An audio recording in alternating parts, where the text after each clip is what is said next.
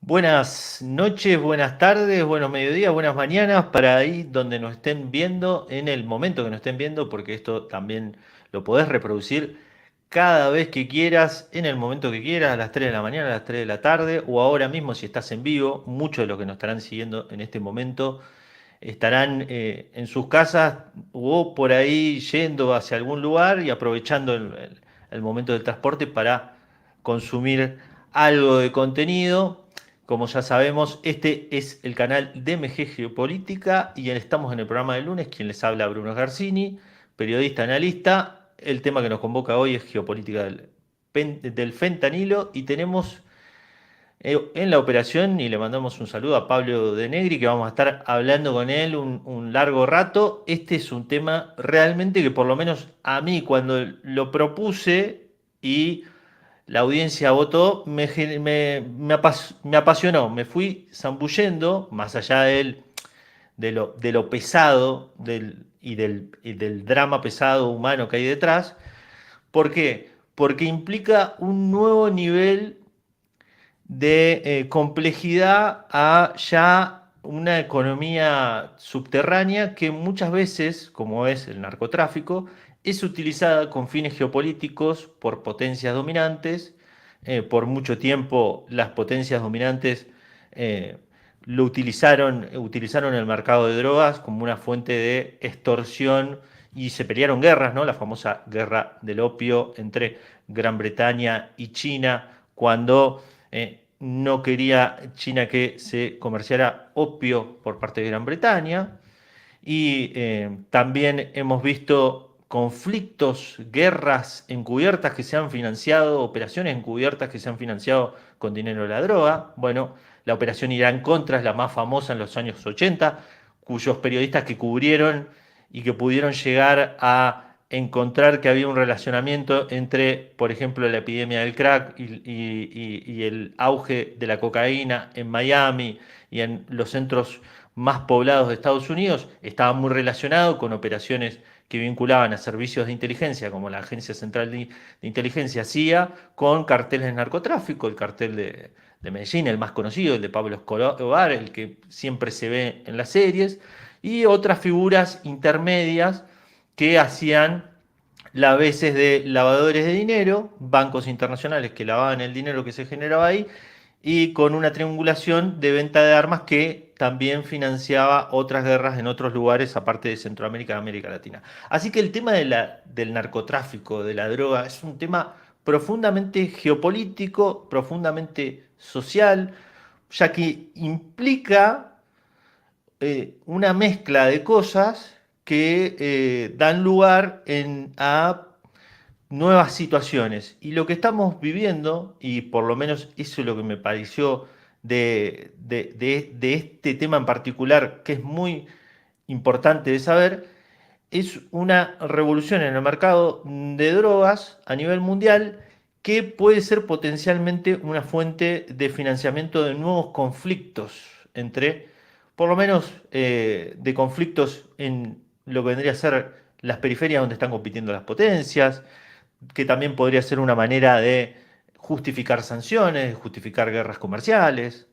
Y me parece que ahí está el punto central de por qué vamos a analizar lo que es un, un consumo de un opiáceo sintético como el fentanilo y cómo esa crisis social que atraviesa a Estados Unidos está íntimamente relacionado con la geopolítica mundial y la competencia entre China y Estados Unidos y también el intento otra vez de Estados Unidos de buscar una agenda de seguridad para volver a desembarcar con acuerdos de seguridad, por lo menos en México y en otras partes de América Latina. Recordemos la jefa del Comando Sur, Laura Richardson, que es el Comando Sur, que está a cargo de toda América Latina, que dio recientemente una gira por Argentina, visitó una base cerca de la Antártida, una base argentina, donde Javier Milei le ofreció de una manera genuflexa que Estados Unidos también tenga presencia militar ahí. Dijo en una entrevista, por ejemplo, que el fentanilo en cualquier momento podría llegar a la Argentina. Así que bueno, yo creo que lo que todos estamos acostumbrados a ver es la imagen de los yonkis, como se dice en España, los adictos, los pegados, en ciudades grandes de Estados Unidos, que son realmente imágenes muy deshumanizantes, porque bueno, los vemos como en una situación de total precariedad y totalmente idos y muchas veces por esta droga, pero esta droga tiene un antecedente. Lo primero que vamos a hacer, y acá nos vamos a apoyar mucho en Pablo y nos vamos a apoyar mucho en sus comentarios, porque la idea es que este programa se vaya valiendo un poco también de los interrogantes y las preguntas que ustedes van tirando. Mucha gente de ustedes, mucha gente nos está viendo desde México. El programa anterior vi que había gente de la Patagonia, de Trevelin. Yo soy de la Patagonia, así que le mando un saludo a toda la gente de la Patagonia. Y así que vamos a intentar apoyarnos también en las preguntas para descansar y después seguir. Tenemos como invitado hoy a José Ignacio Montero Vieira, que es un investigador del portal Descifrando la Guerra. Escribió 2 artículos del fentanilo. Pero bueno, para arrancar y ponernos en tema, vamos a escuchar a Antón Gómez Escolar. Él es psicofarmacólogo y también investigador experto en drogas. Estuvo recientemente en un programa de YouTube, el Wild Project. Yo agarré 2 extractos de la entrevista. Él explica de una manera muy pedagógica qué es el fentanilo. Escuchémoslo un ratito.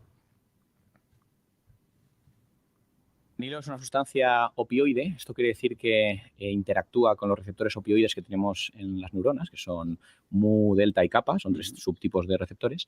Y esta interacción con estos receptores produce una serie de efectos en el cuerpo pues, que son muy valiosos para la medicina, ¿no? Por ejemplo, analgesia, supresión de la tos, pueden cortar diarreas porque reducen la motilidad intestinal. Entonces, bueno, siempre han tenido un uso en medicina desde tiempos inmemoriales, porque de hecho el opio se usaba, por ejemplo, el láudano era la forma como más habitual de adquirir opio en las farmacias y estuvo en uso, vamos, desde el siglo XV, si no me equivoco, que Paracelso, el gran alquimista, padre de la farmacología moderna, es el que descubrió que disolviendo opio en alcohol podía obtenerse una forma como fácil de dosificar de opio para que la gente tomase gotitas, y eso fue la creación del láudano, que estuvo en farmacias durante muchísimos siglos, hasta hace relativamente poco, y se usaba para todo, o sea, todo tipo de dolores, todo tipo de tal. Y mucha gente tenía adicción a ello. Claro, sí. Unas gotitas de láudano para esto, unas gotitas de láudano para lo otro, ¿no? Valía para todo, ¿no? Entonces, los opioides son sustancias que tienen esa peculiaridad de activar esos receptores, y en concreto el fentanilo es un opioide sintético. Esto quiere decir que no es un opioide que encontremos en la naturaleza, sino que es un opioide que ha creado el hombre en laboratorio, emulando, digamos, las estructuras de las moléculas opioides naturales, ¿no? Como puede ser la morfina, como puede ser la codeína, la tiabaína, la papaverina. Pues todas estas sustancias, al final, pues hay formas de jugar con la molécula, cambiarle tal, cambiarle cual y hacer pues, que sean más potentes o menos potentes. Concretamente, el fentanilo tiene una potencia que es unas 100 veces superior, potencia farmacológica, unas 100 veces superior a la de la morfina y unas 50 veces superior a la de la heroína. Es decir, es muy potente objetivamente, pero no es el más potente, ¿eh? Tenemos también el carfentanilo, que es 10.000 veces más potente. Bueno, ese era Antón Gómez Escolar,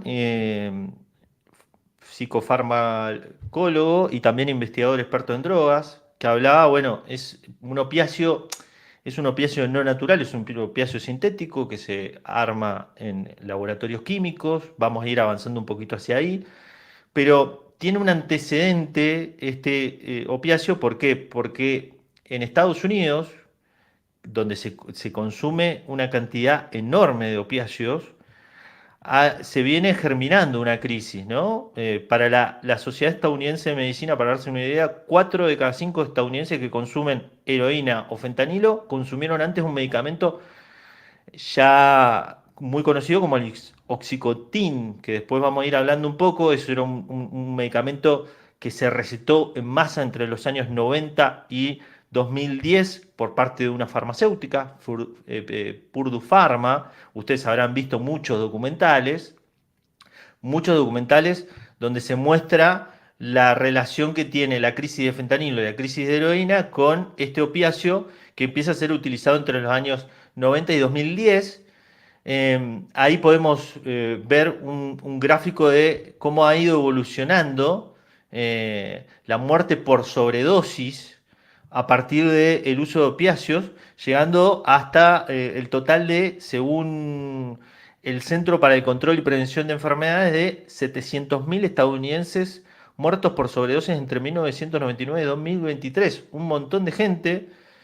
Casi estamos hablando de 1 millón de personas, es decir, bueno, casi no, 300.000, faltarían 300.000 habitantes, 300.000 personas, pero realmente no están muy lejos con cómo están aumentando la cantidad de muertes por sobredosis por el uso de fentanilo. Para darse una idea, Estados Unidos consume el 99% de la hidrocona del mundo, el 81% de la oxicodona, y se estima que se utiliza 30 veces más opioide de lo que son medicamentos necesarios para una población del tamaño de Estados Unidos. Esto lo dice en un muy buen reportaje en New York Magazine el periodista Andrew Sullivan. Y bueno, qué es lo que cambia con el fentanilo? Y acá vamos a volver a escucharlo a Antón Gómez Escolar. ¿Qué es lo que lo vuelve a esta droga, la vuelve tan adictiva que provoca las imágenes que estamos viendo? Escuchémoslo un poquito a él y después sigamos hablando. El gran tema de Estados Unidos es que... No, Antón Gómez Escolar, Pablo, está apoyado en crisis precedentes. Vamos un poquito para atrás. Ahí, la segunda parte es la segunda parte. Cuando tú comes, cuando tú tienes sexo, cuando tú llevas a cabo comportamientos que tu cerebro entiende que son valiosos para tu supervivencia y que tienes que repetirlas en el futuro, te premia, digamos, con una gran liberación de dopamina, de bienestar y demás. Y ese proceso de construcción del refuerzo lo activa de forma muy, muy, muy heavy, muy fuerte, esta sustancia, ¿no? El fentanilo o cualquier otro opioide, ¿no? Entonces son sustancias que son muy adictivas fisiológicamente, pero también lo son psicológicamente, porque cuando una persona tiene dolor, no hay cosa más adictiva que algo que te lo pueda quitar. O sea, si tú tienes dolor, o sea, el dolor es la cosa más horrible en cuanto a huir de algo. O sea, si tienes que huir de algo, huye del dolor, ¿no? Y al final la gente que tiene problemas crónicos, que tiene dolores, que tiene, pues, está en un postoperatorio, que ha tenido un accidente, pues necesita quitarse ese dolor de encima, ¿no? Entonces, cualquier cosa que te lo quite, pues lo lógico es que al final pues acabes usándolo a mucho, sobre todo si el dolor no desaparece, porque lo ideal de los opioides es que sirvan para tratar dolores de forma aguda, ¿no? Es decir, en el momento, pero de cosas que se puedan curar luego para que la persona no tenga que estar tomándolos toda la vida. Pero el problema es que tenemos enfermedades que todavía no se sabemos curar, ¿no? Cuando una persona tiene un dolor crónico... Pues, sí, fibromialgia. Efectivamente, ahí pues es que las opciones terapéuticas para el dolor son muy pocas. Entonces, al final, no queda más que administrar esta sustancia y muchas veces, o esta sustancia, o otros de la familia, ¿no? De opioides o mórficos, que al final, pues lógicamente sabemos que la persona se va a enganchar a ellas, pero es que tampoco hay otra opción. La otra opción es que la persona sufra sin sentido. Claro, pues la mayoría... Bueno, ahí él habla de los opiáceos en general. ¿Qué pasa con el fentanilo? El fentanilo es 30 veces, 40 veces, 100 veces más fuerte, depende de las dosis que se consuman, que los opiáceos normales. En el uso ilícito como medicamento, es un opiáceo que se receta para dolores relacionados con el cáncer. ¿Y qué sucede? Vamos a hacer de vuelta repaso.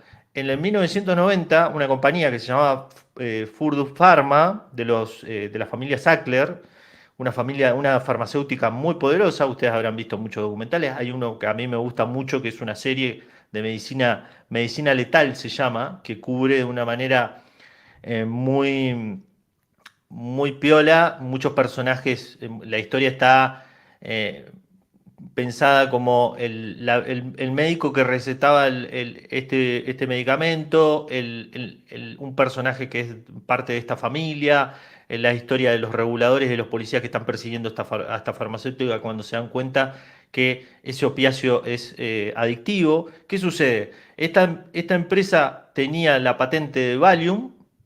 Cuando la va a perder en 1990, uno de los hermanos, Richard Sackler, dice, tenemos que inventar algo nuevo porque nos vamos a quedar sin negocio. Entonces deciden presionar a la Administración Reguladora de Medicinas, a una institución, a la FDA, que en este momento no me acuerdo bien cómo es el nombre concreto de la institución, para que el medicamento no aparezca como adictivo en la prescripción médica, entonces eludiendo que aparezca eso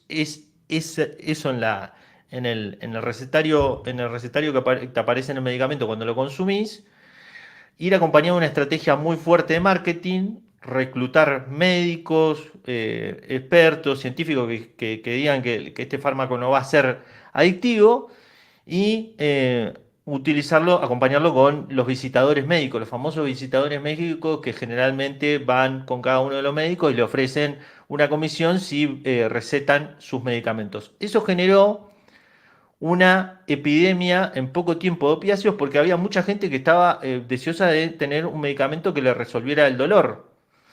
Y los opiáceos en la historia de Estados Unidos tienen una larga historia. Antes de ser prohibido en la guerra civil, por ejemplo, hubo otra epidemia de opiáceos porque gran parte de los heridos consumían gotas de opio porque eran medicamentos que estaban legalmente prescritos y hay grandes figuras, escritores, políticos, el mismo Benjamin Franklin en sus últimos años de vida se volvió un adicto al opio. Es decir, Estados Unidos tiene una larga historia con esto, pero justo coincide ese año de los 1990 con el 2010, como vamos a ver más adelante, con otro proceso muy importante en Estados Unidos, que es el proceso de desindustrialización. Es decir, todas las industrias que estaban en los cinturones industriales se van de esos lugares, la extracción de minerales se va para otros lados.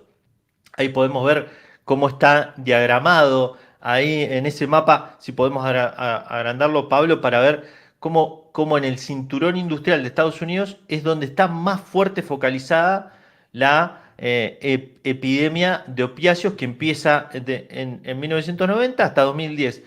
En resumidas cuentas, ¿qué sucede con esta familia? Ahí lo estamos viendo. Ven, la parte que está en negrita, que ustedes ven en negrita, es toda esa parte, era la parte más industrial de Estados Unidos, donde se deslocalizaron todas las industrias en China primero y después en el resto de Asia. Y bueno, eso generó un ejército de desempleados, un ejército de jóvenes sin futuro y un montón de personas de clase media que como se va viendo en toda la historia cultural, todos los libros que se han escrito sobre el tema, se fueron enganchando personas normales en esta droga, en el oxicodín, y después, en 2010, cuando ya la crisis fue tan grande que los reguladores empezaron a presionar para que esta gente dejara de comerciar legalmente este medicamento, este opiáceo, ahí se generó una falta de oferta que fue suplida primero por los carteles de droga con la venta de heroína y después con la venta del fentanilo. Es decir, que está íntimamente relacionada esta crisis de salud con la crisis de opiáceos que empezó por una desregulación. Esta empresa, Purdue Pharma, que compró incluso al propio funcionario que estaba a cargo de regular y poner, y poner, y poner la regulación, lo sobornó, terminó siendo ejecutivo de su compañía y finalmente uno diría, bueno, ¿pagaron a esta persona por lo que hicieron? ¿Ustedes qué piensan? ¿Pagaron? No, no pagaron nada. Lo que terminaron haciendo es que cuando empezaron a ir todos los estados a judicializar a esta empresa se declaró en bancarrota en Nueva York, se declaró en bancarrota en el juzgado de un antiguo abogado corporativo que representaba otras corporaciones.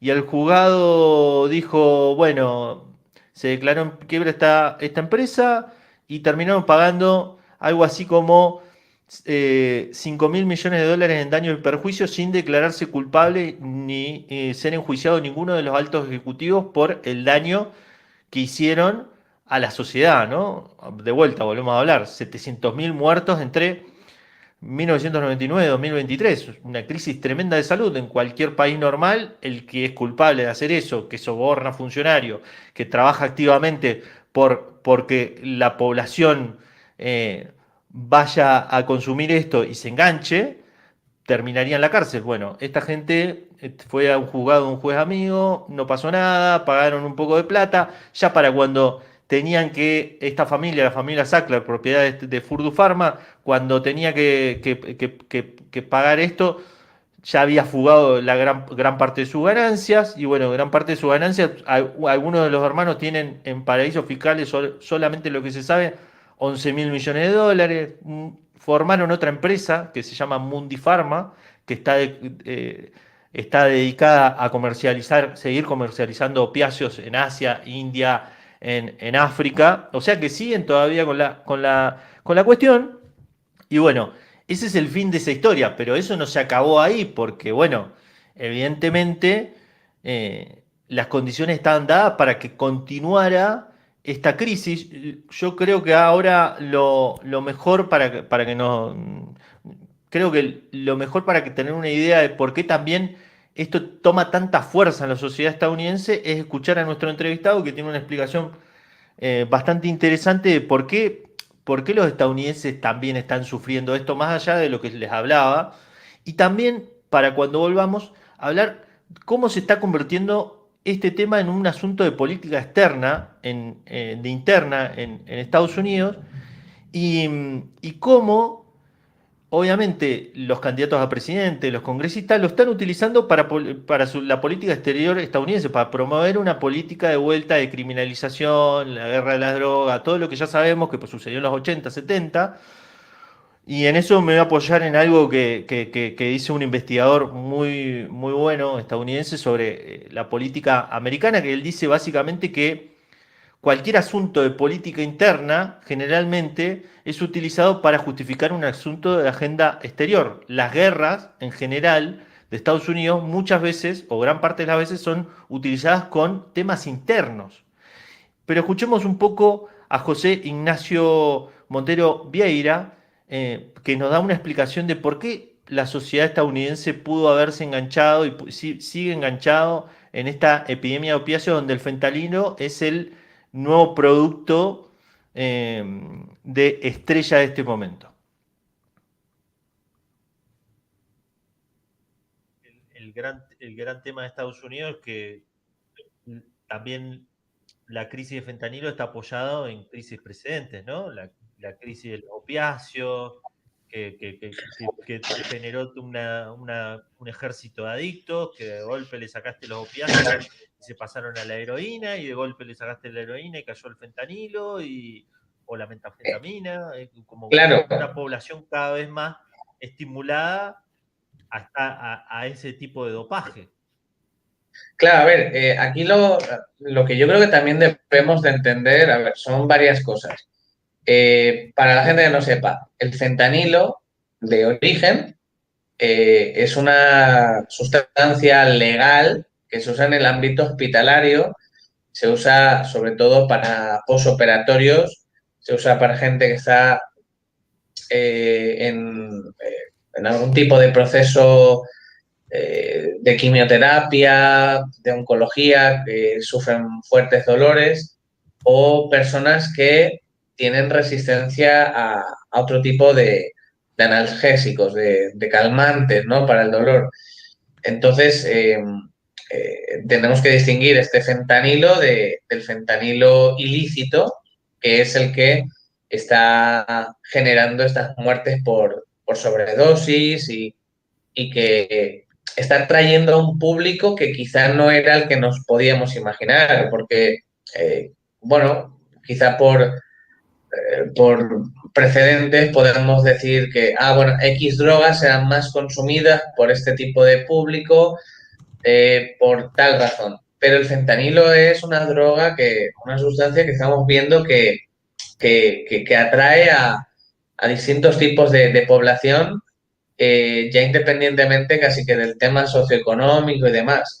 Y yo sobre todo, y esto también me gustaría que quedara claro, cuando yo he dicho antes lo de que en Estados Unidos hay una serie de factores de riesgo que quizás no lo hay en otros sitios, me refiero a los siguientes. Voy a empezar por algo que quizás no parezca que me voy del tema, pero creo que ahí es donde está un poco la clave. Quizá Estados Unidos sea el país más individualista de los que hay en el mundo. Es decir, es un país donde, a mi modo de ver, el individualismo es llevado al extremo.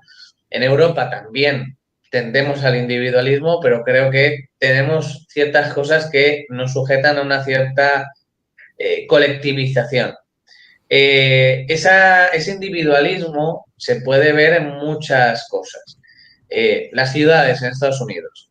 Bueno, tú ves que las ciudades en Estados Unidos sobre todo después de la Segunda Guerra Mundial, apuestan por el urban sprawl, por el suburbio, y ves, quitando los centros de las ciudades, ves grandes extensiones de ciudad, de una casita al lado de la otra, viviendas unifamiliares, y sobre todo una apuesta muy decidida por la zonificación, es decir, una zona solo de vivienda, una zona solo de negocio, una de comercios, una zona solo de tal.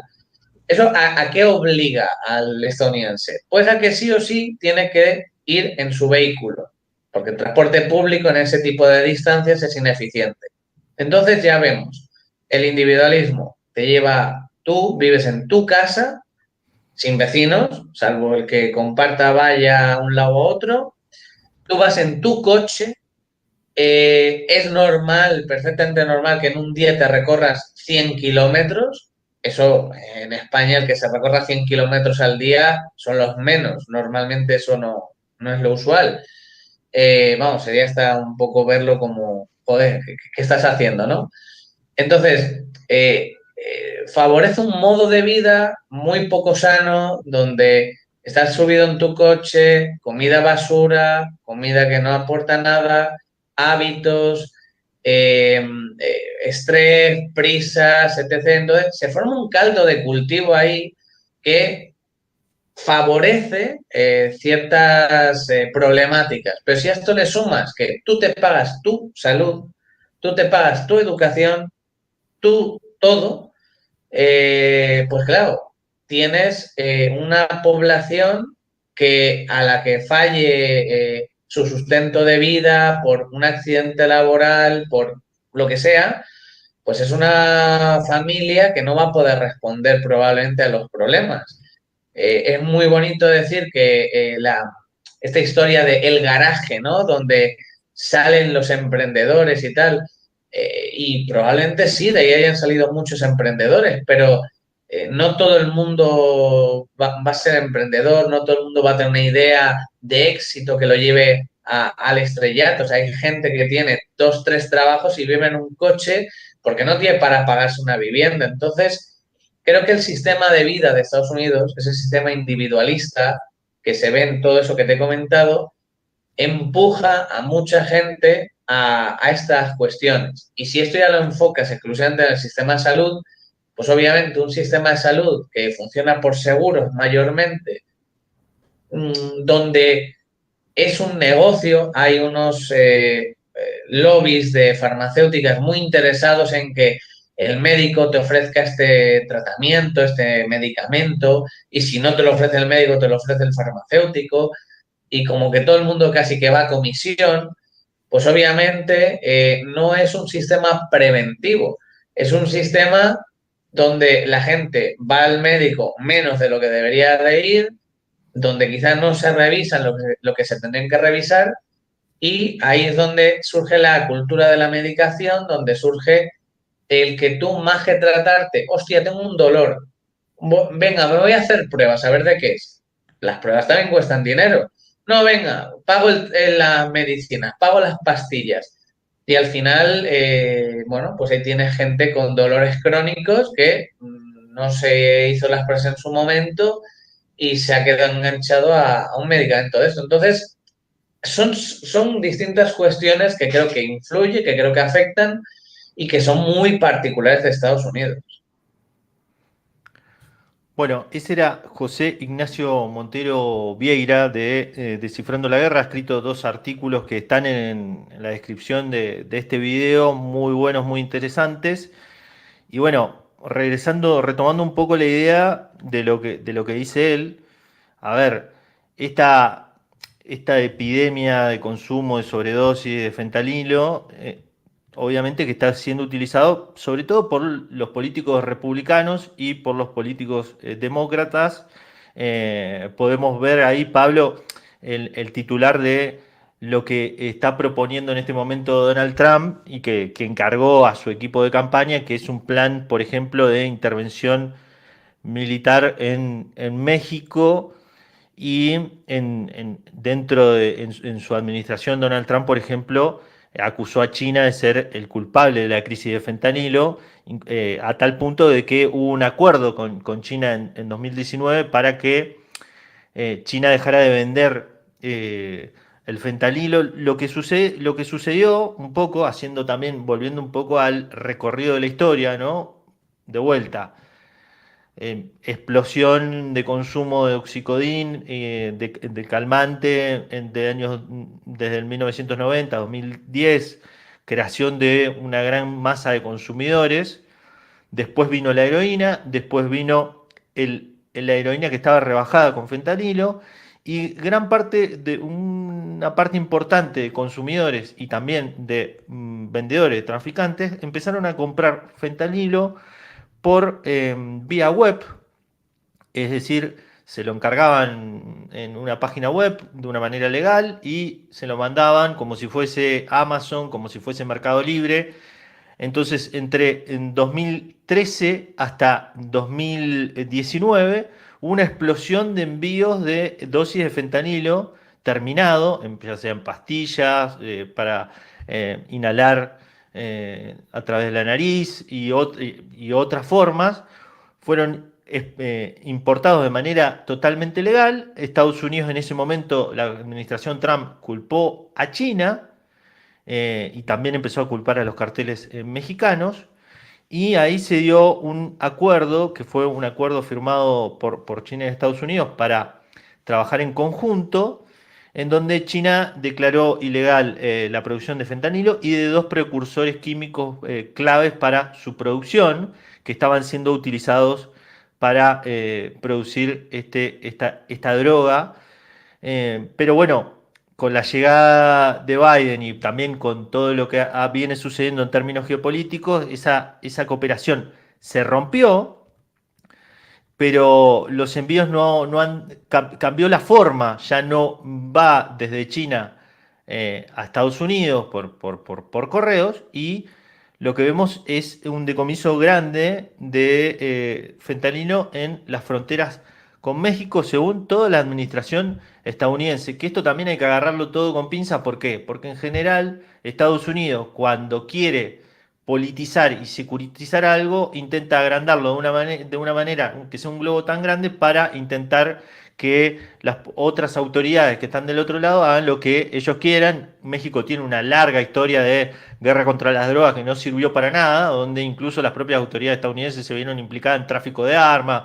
Y bueno, de hecho, el, el, la verdad de la milanesa es que gran parte de los carteles mexicanos, mucha parte de ellos tuvieron y tienen cooperación con algunas ramas de seguridad del gobierno estadounidense, ¿no? De hecho, el jefe del cartel de Sinaloa, el Mayo Zambada, nunca fue agarrado y siempre esquivó a las autoridades, tanto mexicanas como estadounidenses, por cooperar con y entregar a otros narcotraficantes a Estados Unidos.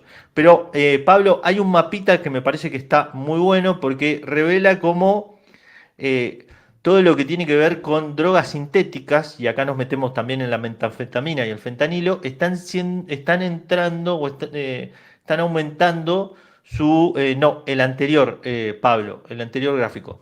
Ese, agrandale un poquito, ahí vemos claramente cómo ha aumentado los decomisos en la frontera. Este es un gráfico de Reuter.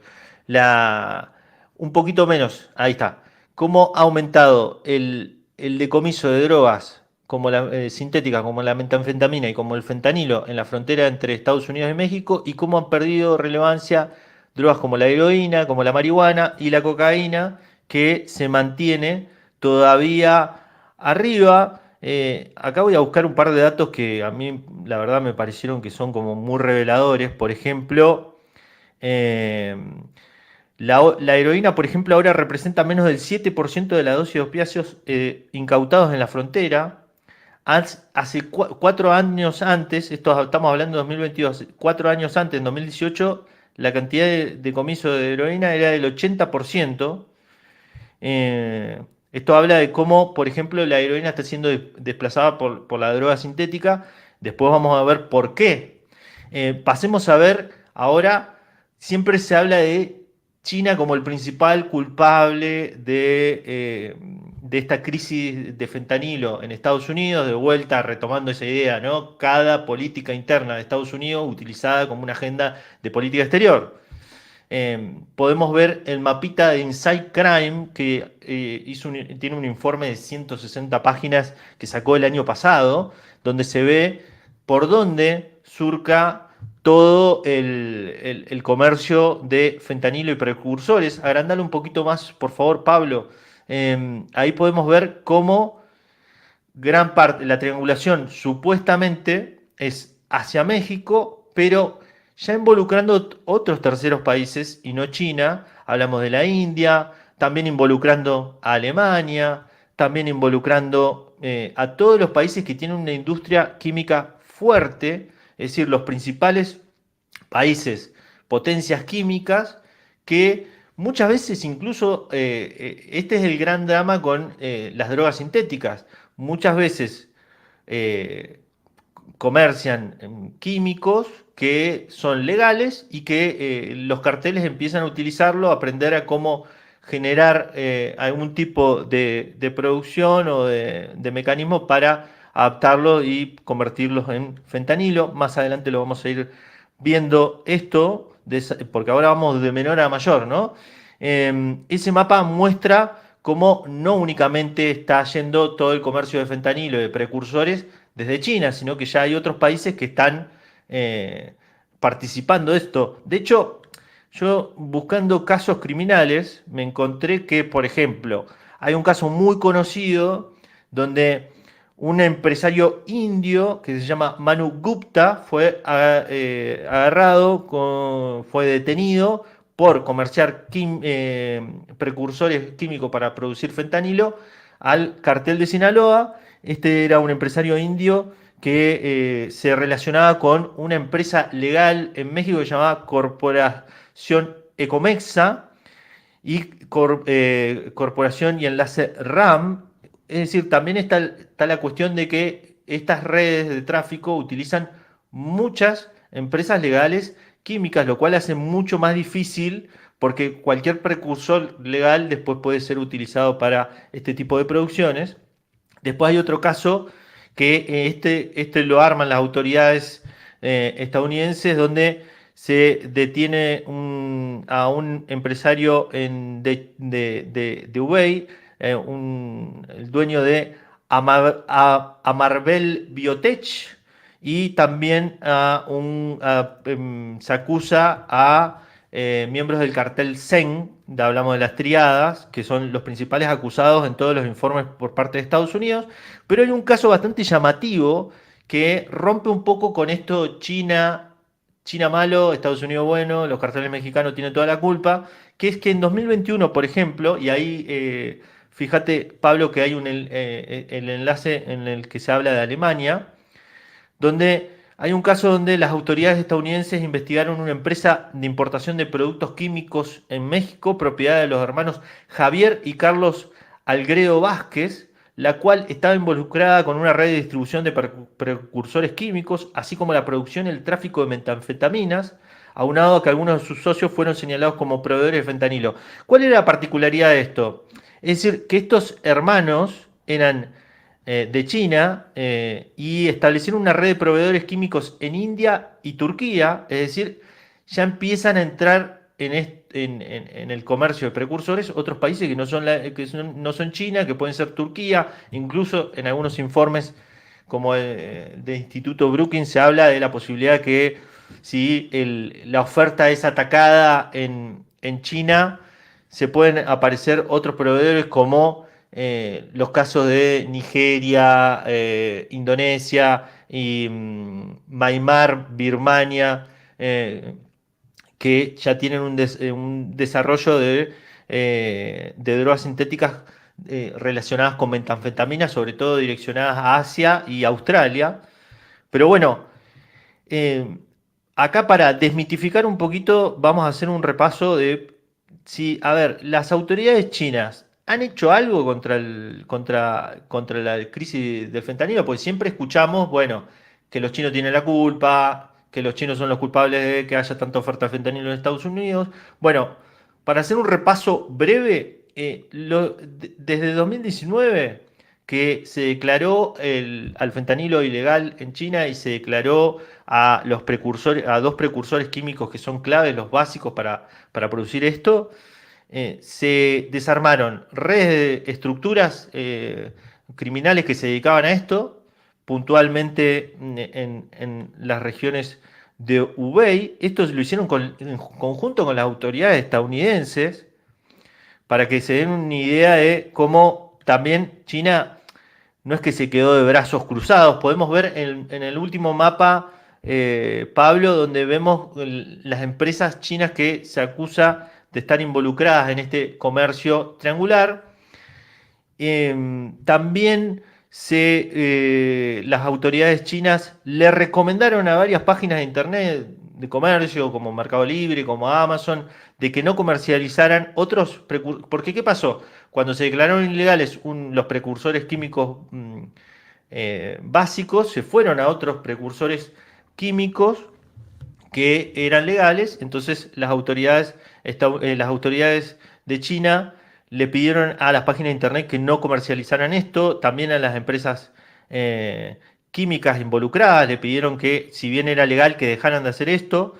Y también ahora, este año, se acaba de firmar un acuerdo donde Estados Unidos levantó sanciones contra el Instituto de Ciencias Forenses por violación a los derechos humanos, entre comillas, en Shanghái, en Xinjiang, perdón, contra la población uigur. Bueno, también otro conflicto geopolítico muy complejo en el cual Estados Unidos acusa a China de tener campos de concentración con la población uigur y bueno, esa institución había sido sancionada en ese marco, levantaron las sanciones a esa institución y firmaron un acuerdo para hacer una nueva cooperación en función de cortar la oferta de fentanilo.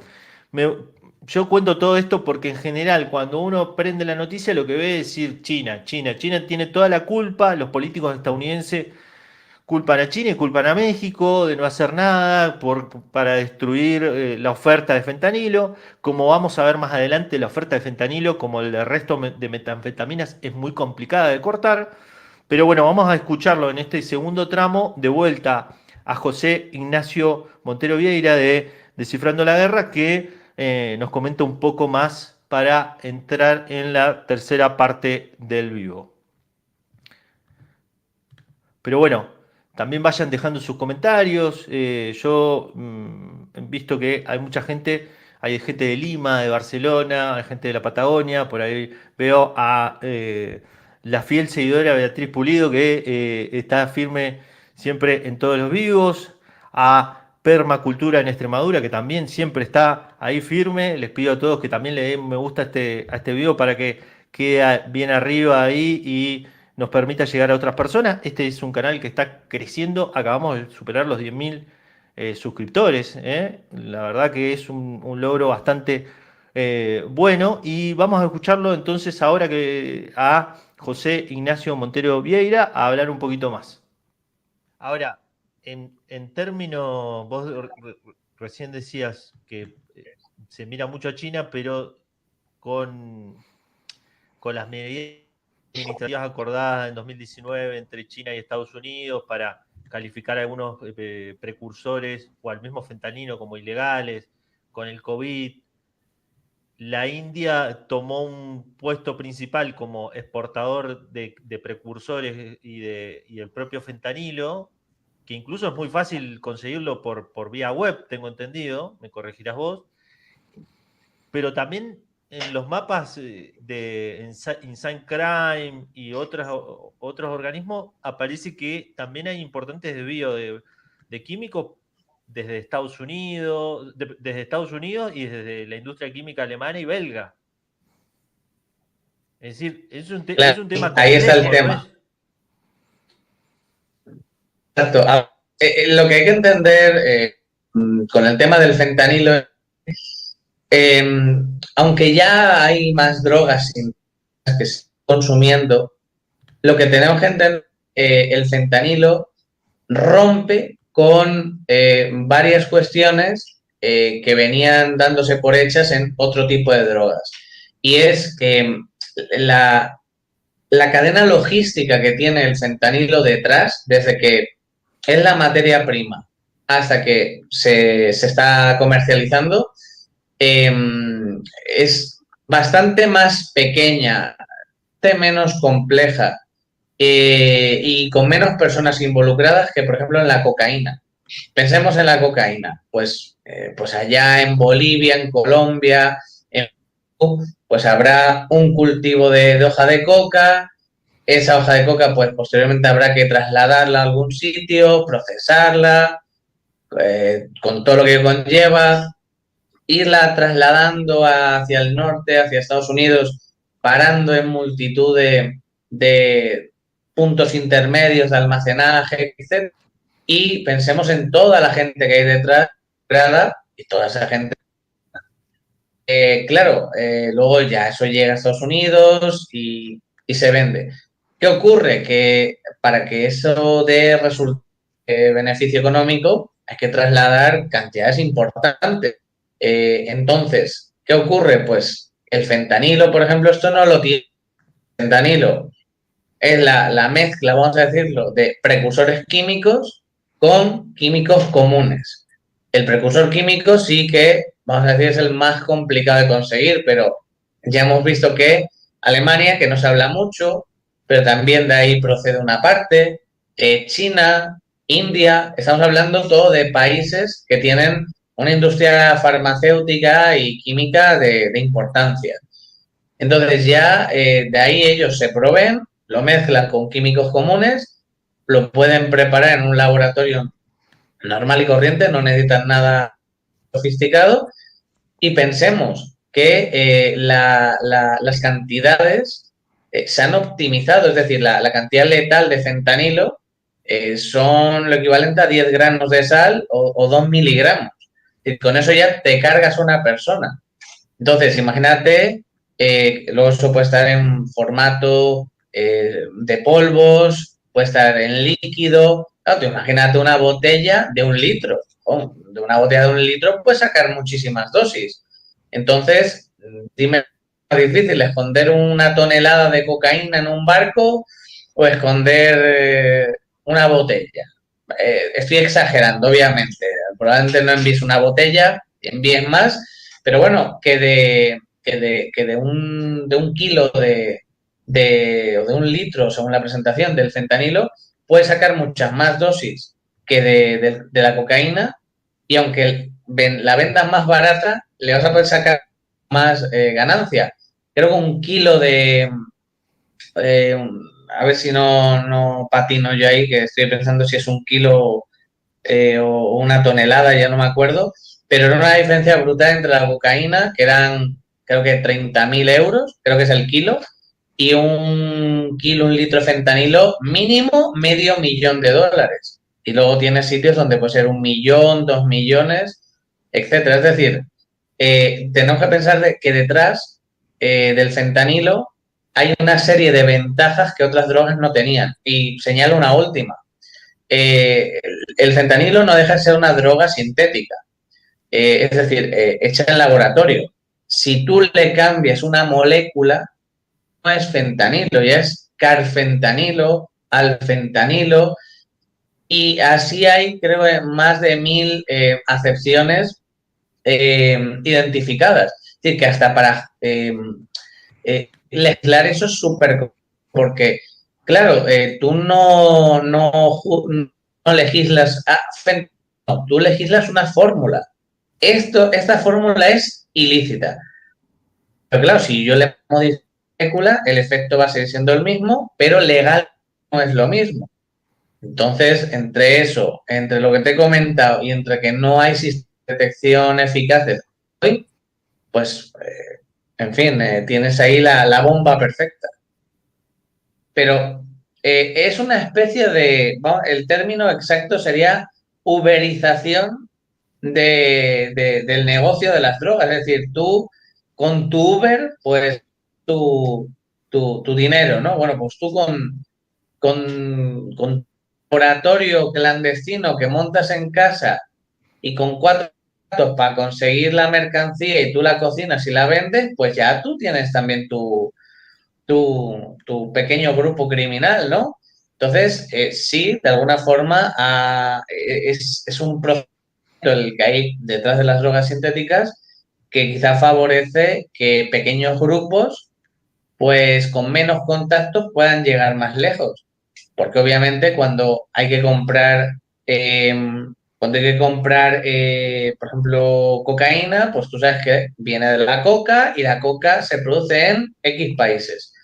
Y claro, tienes que tener un contacto allí, tienes que conocer a alguien en el origen. Es decir, está muy arraigado el territorio. Pero claro, no. Está arraigado allá donde se produzcan precursores químicos.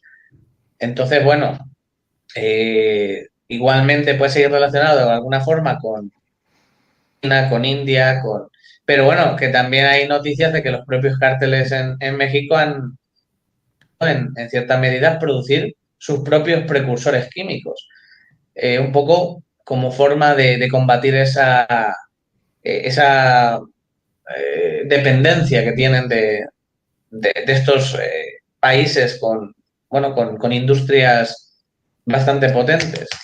Y bueno, ese era José Ignacio Montero Vieira, de Descifrando la Guerra. De vuelta les recuerdo, en la descripción del vivo están artículos de él para que ustedes los puedan leer. Y está muy interesante lo que dice, y acá yo me voy a apoyar un poco. Me imagino gran parte de ustedes habrá visto la serie Breaking Bad. Breaking Bad, si ustedes recuerdan, era la serie de un profesor de química que estaba atravesando un proceso de cáncer, se estaba muriendo y que empieza a asociarse con un estudiante para producir metanfetamina. Y produce una metanfetamina tan potente que termina siendo reclutado por un gran cártel que tenía una operación encubierta dentro de una tienda de comida rápida, los famosos pollos hermanos de Gustavo Fring. Creo que la serie explica un poco el proceso y lo complejo que están siendo este tipo de drogas tanto para perseguirlo para las autoridades, como también para los estados legislarlo. ¿Por qué? Porque no requiere grandes, como vamos a ver un poquito más adelante el vivo, no requiere grandes cantidades de superficies de tierra con plantaciones como las drogas que provienen de un concepto natural, por ejemplo la marihuana, la cocaína o la heroína. Pueden ser implantados estos laboratorios de manera descentralizada y ya directamente con el mundo del Internet hay muchos cocineros, entre comillas, que se han valido de Internet y de la web oscura para buscar recetas para producir fentanilo, consiguiendo los precursores. Veamos esta noticia, por ejemplo, que habla de profesores de química y estudiantes de química que en México, según las autoridades mexicanas, han sido reclutados. Recordemos una cosa, según las autoridades mexicanas y según el propio presidente mexicano López Obrador, en México no se producen fentanilo, sino que llegan las pastillas terminadas. Las autoridades estadounidenses dicen algo contrario y después están este tipo de noticias donde aparecen profesores químicos de la UNAM o estudiantes de químicos de zonas controladas por carteles que son reclutados para trabajar en estos laboratorios que aparte implican que los carteles no tienen que gastar en pagar a funcionarios, pagarle a los agricultores que producen las producciones de cocaína y de heroína, y que, por ejemplo, hay datos tremendos de comparación que, por ejemplo, en Estados Unidos, según la Comisión sobre el Combate al Tráfico de los Opioides Sintéticos, solo se necesitan de 3 a 5 toneladas métricas de fentanilo puro para satisfacer todo el consumo anual de opioides ilícitos de los Estados Unidos. Mientras que en 2016 se consumieron 47 toneladas de heroína, 145 toneladas métricas de cocaína, y eso, ¿qué explica? Que sea mucho más fácil mudarse al fentanilo, como a la metanfetamina, y que eh, se está apoyando también en el desarrollo del fentanilo en la industria, en la narcoindustria de las metanfetaminas. Es decir, Breaking Bad se apoyaba en algo que estaba sucediendo, que también explotó, que es el aumento de la producción de metanfetaminas, que los carteles terminaron produciendo ellos mismos de manera encubierta, sin ni siquiera tener que recurrir a proveedores externos como están yendo con el fentanilo.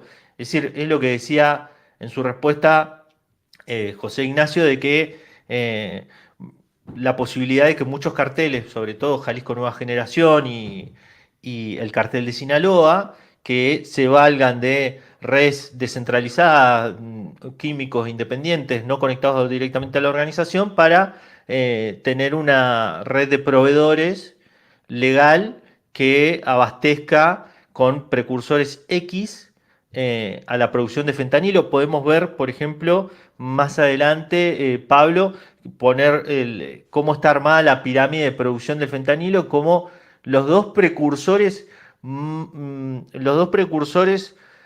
más importantes de conseguir y los que se están empezando a prohibir son los que están más arriba de la pirámide. Hablamos de dos componentes químicos, pero que ya directamente tanto los carteles como las empresas químicas que producen esto están identificando algunos que están alrededor, como decía, que pueden hacer este mismo uso. Podemos ver un poquito más adelante la cadena de suministro, si querés, cómo está armado el abastecimiento ilícito de la cadena de suministro de fentanilo y sus precursores, como se ve que arriba del todo está la producción en China, pero como hay distintas ramas de exportación donde hace todo más descentralizado y más fácil para los carteles del narcotráfico. Si querés, pasamos un poco a los anuncios que hay en línea. ¿Qué está sucediendo? Desde que se está empezando a regular esto, muchos anuncios, por lo menos en la India, ya son directamente con los precursores químicos. Estas son todas cosas que se consiguen en la web, no es que son cosas que tenés que meterte en Tor, en una dark web para conseguirlo, sino que te lo podés conseguir en la web, en un buscador web. Si pasemos al siguiente, este es de un proveedor en China. Esto lo saqué de un informe de Insan Crime, donde se utilizan loguitos y tal, se comercia con criptomonedas, es decir, es una manera, lo que hablaba él, de la uberización, ¿no? Vos le comprás a una persona que no conoces a través de terceros, ponés la plata en criptomonedas, más difícil de rastrear, y termina siendo todo el comercio redondo. Y también la realidad de lo que dicen las autoridades chinas entrevistadas en algunos informes, que a ellos, por lo menos, ellos tienen una industria química de más de 160.000 empresas químicas. A las grandes químicas no les sirve este tipo de crisis porque implica regulación de algunas sustancias, precursores químicos legales, que por ahí no tienen un fin en este momento, pero que están investigando para utilizarlo de otra manera, para comercializarlo más adelante de otra manera, y que las regulaciones, si se pasan de la mano, terminan afectando una industria que es un gran porcentaje de la economía china. Y hablamos de China, Alemania, India, es decir, industria química que tiene una capacidad de lobby tremenda. Según las autoridades chinas, las empresas que están metidas en este tipo de negocios son empresas chicas o bajas y que bueno, de vuelta volvemos con también acá el poder industrial de China, donde por ejemplo hay fábricas de Denai y al lado de la fábrica de Denai, en la misma sección, en la misma región, hay una fábrica de Nike truchas. Es muy difícil también para las autoridades ir contra algunas empresas chiquitas y también contra los empleos que generan. Lo mismo pasa con la India. La India tiene mucho menos regulado esto, ni siquiera tiene regulado los precursores químicos, pero como la India es aliado de Estados Unidos, no se habla mucho de esto.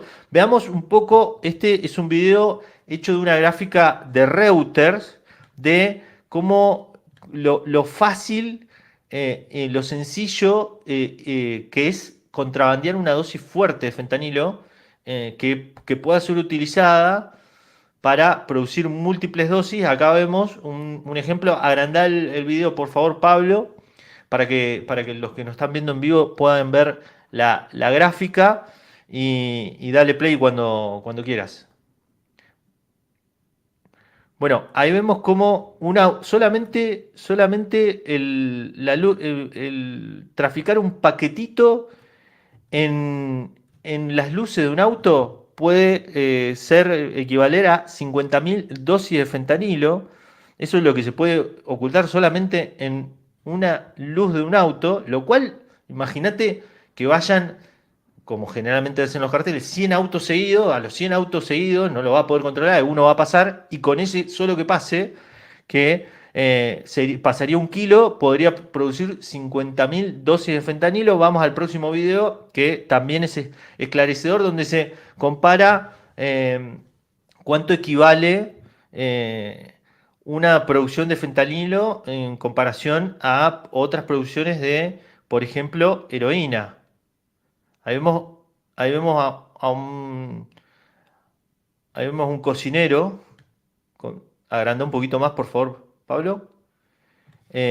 Dice, con 1 kilo de fentanilo en tan solo unos pocos días se puede producir 50.000 dosis, y eso se puede hacer en una pequeña parcela de 18 metros cuadrados, que es aproximadamente el tamaño de un garage para un solo automóvil. Y esto es el equivalente, avanzarlo un poquito más, Pablo, es el equivalente a 1 hectárea de heroína pura. Es decir, ese tipo en 18 metros produce toda 1 hectárea de heroína. Eso es lo más complicado. Y ahora avanzó un poquito más. Pero el fentanilo es mucho más potente. Entonces, como es cortado, lo hemos visto con tranquilizante de caballo, incluso con cocaína, se necesitarían 50 hectáreas para producir suficiente heroína para igualar 1 kilo de fentanilo puro. Y acá está el gran tema de que si se piensa, como es la política de droga histórica de Estados Unidos, en cortar únicamente la oferta y no atender la demanda, es prácticamente imposible. Porque vos no, la cuestión con el fentanilo, según todos los informes, es que, primero, podés armar una operación chiquita y producir una cantidad enorme de fentanilo. Podés producirla todos los días del año. No necesitas químicos especializados, solamente necesitas uno que forme a otros cocineros. Lo podés hacer en un lugar de 18 metros, lo podés camuflar dentro de las ciudades y lo podés hacer 365 días del año. Con la cocaína, con la heroína, con la marihuana, si hay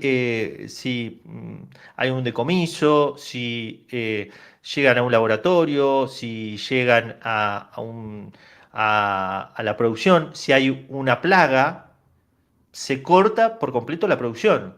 Entonces perdés un montón de plata. Con esto es una droga que permite generar un capitalismo también descentralizado, tipo por sucursales, ¿no?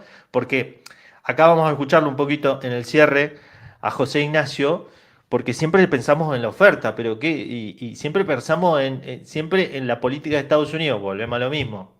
La política exterior es la política interna también, busca culpar a los otros de lo que pasa puertas adentro, ¿no? Y puertas adentro, ¿cómo? Nunca se habla un poco de, che, ¿qué está pasando? ¿Cómo después se comercializa esto? ¿Cómo se sostiene ese comercio? Pero bueno, vamos a escucharlo a José Ignacio Montero Vieira. Vamos a hablar un poco acá de las posibles consecuencias Existe en la posibilidad una administración republicana o una demócrata, en tanto y en cuanto que nosotros sabemos que cada vez que hay una crisis de droga en Estados Unidos, viene inmediatamente una política exterior agresiva, sobre todo a los países de origen y a los países productores, como siempre lo fueron. Bueno, México y Colombia fueron los dos países que más vivieron este tipo de políticas, sufrieron este tipo de políticas, pero Bolivia, Ecuador, que han sido otros países que han vivido lo mismo. Escuchémoslos un poquito. José Ignacio Montero Vieira de Descifrando la Guerra. ¿Existe la posibilidad, en tu opinión, que si la crisis de salud pública en Estados Unidos se agrava con el fentanilo, la política exterior estadounidense, una administración republicana o mismo demócrata, lo utilice como pretexto para ampliar una política securitaria en los lugares de origen del fentanilo y de producción, como puede ser México, China, y también como forma de generar asociaciones de seguridad con los presuntos nuevos países afectados por la crisis de fentanilo, porque es lo que vos decías en una parte de tu respuesta.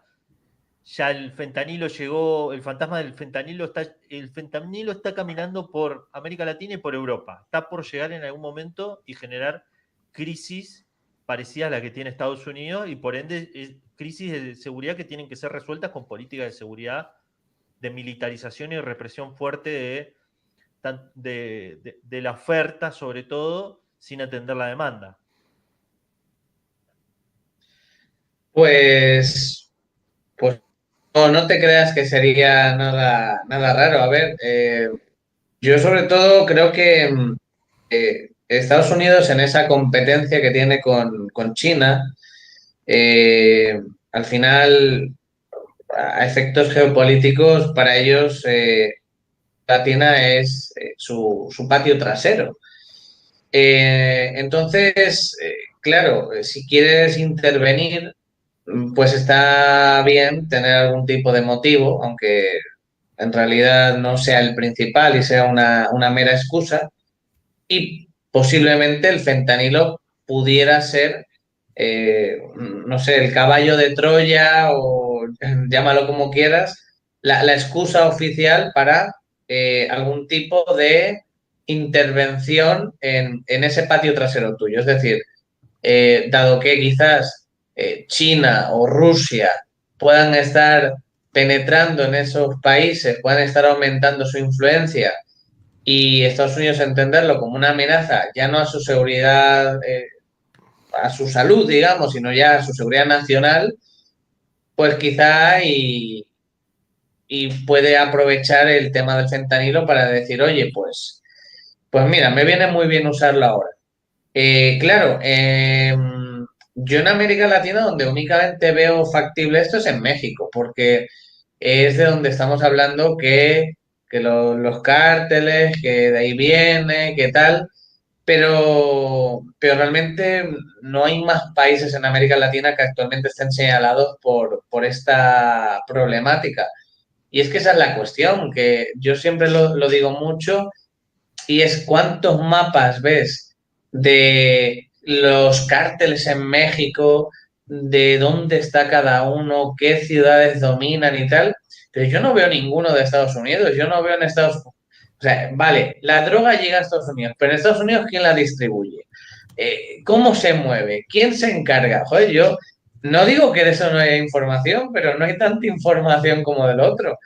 Entonces, bueno, creo que sí, creo que hay posibilidades de que el fentanilo sea uno de los temas centrales, sobre todo si ganan los republicanos, más que los demócratas, pero pero sí que pueda ser uno de los temas principales de la legislatura y que se use torticeramente. También te digo, al final el tema de las drogas, bueno, eso da para un debate, si legalización sí, legalización no, pero eh, para mí, yo ya te digo, no soy pro legalización, pero creo que solo securitización, solo represión de la policía no vas a ningún lado. O sea, la gente si consume drogas, hay motivos detrás. Tendrás que ir a bucear ahí, tendrás que atacar las raíces. No te puedes quedar solo en, venga, pues detengo al que vende, detengo al que compra. Bueno, vale, pero es que habrá otro que lo sustituya a tanto al que vende como al que compra. Bueno, ahí lo escuchamos a José Ignacio Montero Vieira de Descifrando la Guerra, de vuelta. Si quieren leer alguno de sus artículos, están en la descripción del video. Y ahora ya como cierre, vamos, yo voy a tirar algunas conclusiones que yo creo que saco del tema. Mientras tanto, les pido si quieren dejar alguna pregunta ahí para que leamos sobre el final o algún comentario para que hablemos con Pablo ya y le terminemos de dar el cierre. Pero lo primero que me parece es que el fentanilo vuelve a ser un tema de política de seguridad de Estados Unidos. Es decir, la crisis de opiáceo aprovechada como una política exterior de seguridad y de militarización. Y hay dos puntos que me parecen claves. Uno, permite emocionalizar la agenda, la guerra contra China.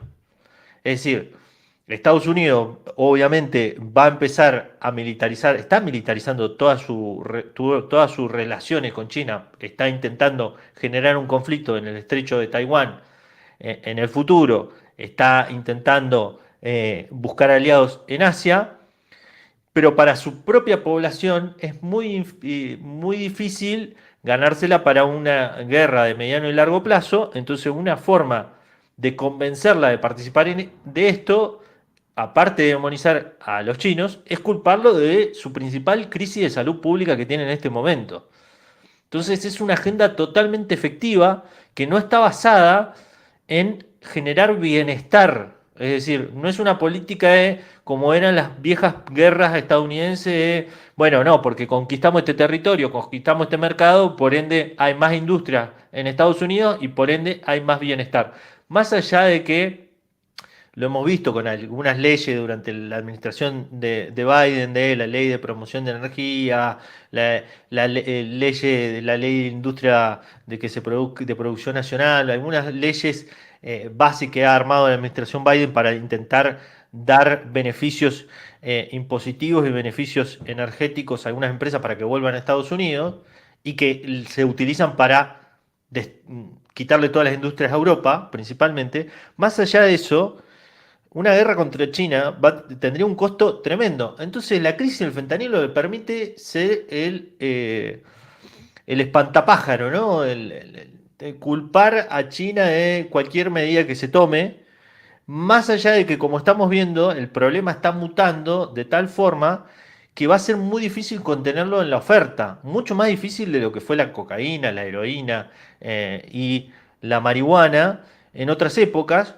y que a lo largo de la historia de la política exterior estadounidense también fueron utilizadas como forma de financiar guerras encubiertas. Es decir, por ejemplo, había una aerolínea, Sutter Airways, Sutter Air, que era la famosa aerolínea que se utilizaba en el Triángulo Dorado en Asia, Vietnam, Laos, Camboya, para trasladar opio para un lado y para el otro, y con eso se financiaban muchas operaciones encubiertas en Asia y en Medio Oriente. Lo mismo sucedió en los años 80. Alguien decía ahí muy bien, muy acertadamente, bueno, todos los capos narcotraficantes en los años 80 trabajaban para la CIA. Y es verdad, Pablo Escobar trabajaba para la CIA. El cartel de Guadalajara trabajaba para la CIA. ¿Cómo?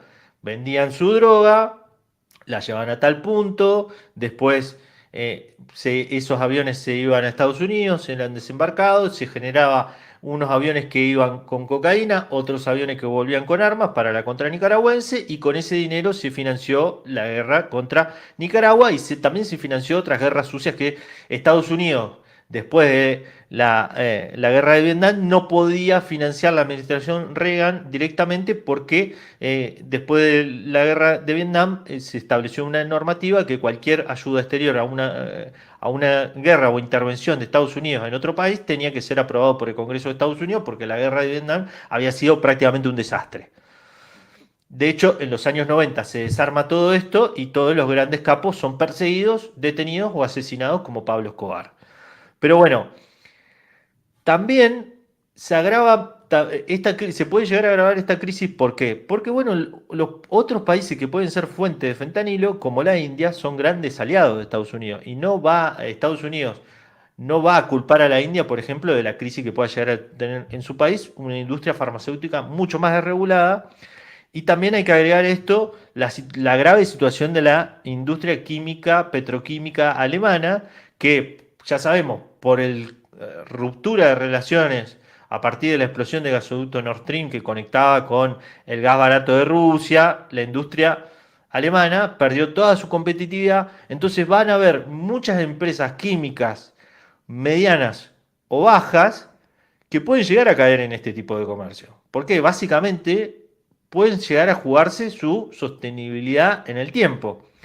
Es decir, que esta crisis en el término de la oferta seguramente va a crecer. Hay que agregarle además la posibilidad de que los carteles mexicanos generen una producción autónoma, lo que nos lleva a al otro posible victimario de una política exterior de drogas apoyada en el fentanilo, en la crisis de fentanilo, de Estados Unidos, que puede llegar a ser México. Como sabemos, México en este momento está gobernado por un gobierno de Morena, Manuel López Obrador, que tiene una política exterior autónoma, que eliminó su política de cooperación de guerra contra las drogas, que fue terrible para los mexicanos, porque empeoró mucho más el problema, que tiene una política de seguridad totalmente distinta, donde también el punto está sobre la demanda. A ver, Estados Unidos no le puede ir a reclamar a los países de donde sale la oferta, si no resuelve su problema de salud pública. Bueno, en un eventual gobierno de Morena, el segundo gobierno de Morena que este año se elige, posiblemente el fentanilo y la lucha contra el fentanilo y además del tema migratorio se vuelva un tema securitario para intentar presionar al gobierno mexicano e intentar de alguna manera intervenir. Es decir, Trump encargó a un equipo de expertos, un programa para intervenir. Los republicanos han presentado eh, eh, proyectos para declarar el fentanilo y los precursores químicos como sustancias malignas y para intentar tratar a los carteles mexicanos como terroristas. Y como saben que cuando alguien se trata de terrorista, cuando se empieza a criminalizar, lo que hace es justificar cualquier tipo de operación por parte de Estados Unidos, en un momento donde Estados Unidos claramente está intentando utilizar su política de drogas, o sea, su política de militarización, para cooptar a los países de América Latina. Y acá hay otro punto. En todos los informes que se están haciendo ahora, por lo menos los que me tocó leer a mí, yo leí Inside Crime, el Instituto Brookings, que es un instituto que está dedicado a armar política exterior para Estados Unidos, se habla de la relación de los carteles de narcotráfico con empresas legales de China, con mineras, con empresas de otro tipo. Es decir, puede llegar a ser una gran excusa también para decir, hay empresas chinas que están en México y que tienen algún tipo de alianza inventada por ellos para justificar sanciones comerciales contra estas empresas. Que es lo que básicamente siempre hace Estados Unidos, buscar de vuelta una excusa para sostener su política exterior. Digo todo esto porque coincide con un momento donde, por ejemplo, acaba de firmarse un acuerdo de cooperación donde va a haber presencia militar estadounidense por la lucha contra el narco en Ecuador. Se vuelve a hablar del narco como un problema general de América Latina. Se lo conjuga con el tema de la migración, que es otro tema que los republicanos están intentando utilizar también de vuelta para emocionalizar la agenda de política exterior y justificar todas sus cuestiones. Y después, lo otro que me parece a mí es que se hace mucho más fácil con este tipo de drogas sintéticas que se vuelvan a revivir periodos como los 80 y como los periodos del siglo XX, donde servicios de inteligencia hacen operaciones encubiertas pequeñas, donde se sostienen con pequeños grupitos totalmente descentralizados para financiar cosas más grandes. ¿Por qué? Por todo esto que vimos. Solamente se necesita un garaje de 18 metros, una empresa química que te venda algún tipo de precursor legal y ya está. Se puede subcontratar a alguien que revenda eso en la calle y ya está. Es extremadamente fácil. No requiere la misma lógica de la operación Irán Contra. Es decir, para las agencias de seguridad estadounidenses también y para las de otros países también se vuelve muy fácil utilizar este tipo de comercio de narcotráfico, disfrazarlo de una mejor manera para financiar operaciones encubiertas como golpes, bueno, todo lo que estamos, intento de golpe, desestabilización y todo lo que hemos visto a lo largo de la historia. Pero bueno, esas son mis conclusiones, las conclusiones que yo saco tirándolo un poquito más para adelante, como diciendo, bueno, ¿hacia dónde va esto? Porque la crisis del fentanilo no se va a resolver porque Estados Unidos no le interesa resolver la demanda. ¿Qué va a hacer con la gran masa de población que tiene cautiva esta droga? Es muy difícil que esto sea resuelto. Pablo, ¿tenés alguna pregunta ahí de la gente? Que yo me largué a hablar y no alcancé a leer nada. No puedo comer chicle y andar en bicicleta a la misma vez. Primero, hola a todos, buenas tardes, buenas noches. Igual me pareció como que estuviste respondiendo las preguntas que había, no sé si vos ya estabas leyendo los comentarios, pero te puedo ir diciendo, eh, si querés, por ejemplo, usuario Lynch 1310 dice, la explosión del uso del fentanilo, ¿crees que se está usando para la financiación de las guerras actuales? Entre paréntesis, Ucrania, Gaza. Bueno, no, Algo de pero eso hablaste ya. sí, sí. Ya, lo que me parece que también se vuelve más fácil para todo grupo, para un Estado, tanto como para una organización, ya sea que tenga algún tipo de lucha legítima como una lucha ilegítima. Para grupos terroristas también se vuelve muy sencillo. También hay una cosa de la que yo no hablé, es por qué en otros países, por ejemplo, no hay crisis de fentanilo. Se habla de, bueno, el fentanilo va a estar acá, ya llegó el fentanilo, lo que hablaban en una parte del vivo, ¿no? La jefa del Comando Sur diciendo que en algún momento va a llegar a Argentina, va a llegar a América Latina. Pero en Europa, por Ujú. ejemplo, todos los informes dicen que no se produce en Europa porque los grupos criminales y tanto la industria de los narcotraficantes o productores de droga en Europa, de metanfetaminas y de otras drogas de diseño sintéticas, no quieren meterse con el fentanilo porque inmediatamente va a levantar los ojos de todas las autoridades y va a ser más fácil que esas organizaciones sean desarmadas.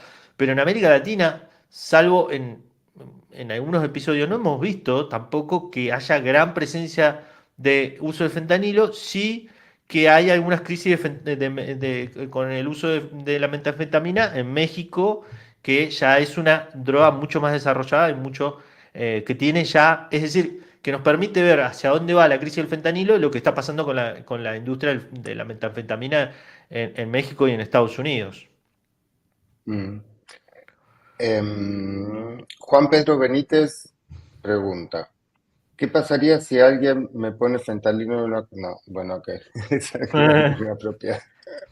Y bueno, puede ser Em, que por la pases muy bien un rato, que también lo que decía Atón Gómez Escolar, el que escuchamos en la primera parte, el experto en drogas, que el efecto del fentanilo es muy placentero. Es decir, revive el opiáceo, pero esto que es mucho más puro, revive el efecto de llegar a un orgasmo, de cuando uno se de enamora, es forma decir, efectos, sintética, ¿no? claro, Mm, también utiliza receptores del cerebro que nosotros tenemos asociados con el famoso receptor Mu, con sensaciones placenteras. Dicho sea de paso, todas las drogas de opiáceos, en su momento de auge, recordemos, ahora no me acuerdo esa gran película que actúa Edward McGregor, que era esa droga que se metían en Gran Transporting, Bretaña, Transpotting, heroína. claro, que era un grupo de jóvenes desempleados que no tenían ningún tipo de perspectiva de vida. Y hay otras grandes películas. Ahora me acordaba, por ejemplo, Euforia. Euforia, el personaje principal de Euforia, No me acuerdo. el que personificaba a Zendaya, era una joven que el padre estaba atravesando un cáncer y ella empieza a consumir oxicodín y se queda pegada a la heroína. Y después la metanfetamina y después sigue en un trayecto tremendo que muestra la serie y también muy relacionada con este momento de tanta demanda sobre demanda de cumplir, esta cosa aceleracionista de cumplir todas las demandas laborales, de estar siempre bien, de cumplir con todas las metas laborales, de también llegar a fin de mes, todas estas demandas que tenemos todos en nuestras vidas, este tipo de drogas vienen Mm, a sacarte de ahí cuando tenés una frustración. ujú. Y además, por el tema del fentanilo, yo lo que escuché es que, por un lado, en la medicina, usado científicamente, eh, es bastante efectivo, y el problema es justamente cuando se adultera y cuando se comercializa entre los yonkis, ¿no? Entre las marginalidades sociales que por fuera del sistema regulado, digamos, y que ahí es donde se genera esa epidemia, ¿no? Ujú, claro, sí, sí, sí, es que bueno, también el boca a boca, pero si vos, como pasó, sacás el oxicodín, que era la droga que consumía todo el mundo, ¿no? Y de repente no hay nada, y entra la heroína, y después entra el fentanilo, toda esa gente que ya está estimulada cae ahí, y si no hay una atención integral, que es lo que explicaba un poco en su respuesta, en una de sus respuestas José Ignacio, es muy complicado también salir de ahí. Ese es el gran tema de la guerra contra las drogas. La guerra contra las drogas siempre ha estado pensada como ir, vamos a la oferta, terminamos con la oferta. Y la demanda, los expertos en droga lo que dicen es que la demanda es inelástica. Si vos no, es un problema de salud pública, no tiene un único enfoque. El único enfoque de seguridad es totalmente, es como una pelota que tirás contra una pared y rebota. Así que Mm. bueno, Pablo, ya con esto estuvimos un largo rato, 1 hora y media. Espero que a los que nos estuvieron viendo les haya servido para entender un poco por dónde van los tiros con esto. Realmente un tema muy complicado. A mí me llevó mucho tiempo leer, leer, leer y armar este vivo. Realmente el tema es muy apasionante porque más allá del drama humano explica algo que puede ser, un problema que se puede agrandar y que aparte puede ser bastante importante a futuro. Bueno, para la próxima semana espero tratar, vamos a ponernos un poco tipo Inspector Gadget y vamos a tratar de esa vieja serie, mirá que la Amo. desempolvé de la telaraña, yo la veía en los años 90, para intentar ver quién explotó los gasoductos Nord Stream. Eso ya se va a cumplir un nuevo Tema año. ese. Y vamos a tratar el tema con un periodista que visitó los lugares de la explosión, incluso pudo ver con algunos radares y con algunos vehículos no tripulados los lugares de la explosión y analizarlos, llevar algunos restos de la explosión a un laboratorio, nos va a contar todo lo que le pasó en esa investigación. Así que la semana que viene vamos a hablar de ese tema. Me gustaría mucho que los comentarios digan qué les gustaría que en los que trabajemos hacia futuro. Yo tengo, por ejemplo, el drama, bueno, uno de los temas, Alemania se desindustrializa por Ucrania, es un titular para hablar un poco del proceso de Mm. huida de gran parte de las fábricas alemanas y también de la crisis en la industria alemana, que es un tema que también quiero hacer. Me gustaría hacer en algún momento tipo thriller político algunos hechos importantes de la historia para intentar hacer algún vivo de eso. Se me ocurrió, por ejemplo, el asesinato de Kennedy. ¿Quién mató a Kennedy? Me Ujú. quedó en el tintero geopolítica del TikTok, lo que pasa es que me quedé sin invitado para eso. Así que bueno, también estaba Venezuela, no sé, comenten ustedes, pongan en los comentarios qué temas les gustaría y vamos viendo ahí cómo vamos ordenando, ya que el próximo programa cumplimos un mes acá en DMP Geopolítica. Recuerden, mañana está Eduardo Bior, que va a hablar de las elecciones en la India. Después, el miércoles, Francisco Javier Martínez, Adrián Celaya el jueves, el viernes, Fernando Moragón y Juan Antonio Aguilar el día sábado, el flamante refuerzo de DMP Geopolítica para que ustedes tengan casi toda una semana de temas geopolíticos variaditos y vayan sumándose a este proyecto que está dando sus primeros pasos, pero que ya superamos los 10.000 suscriptores y bueno, también le mandamos un saludo al creador de este canal, el hacedor Ezequiel Vistoletti, que Ezequiel. Ezequiel que está atento a todo lo que pasa y que realmente abrió este espacio que por suerte y gracias a ustedes que nos están viendo, crece cada día más. Y bueno, con todo esto nos despedimos, Pablo. Saludo para vos, saludo para todos los que nos vieron. Perfecto. Hasta la próxima. Hasta la próxima. Chao, chao.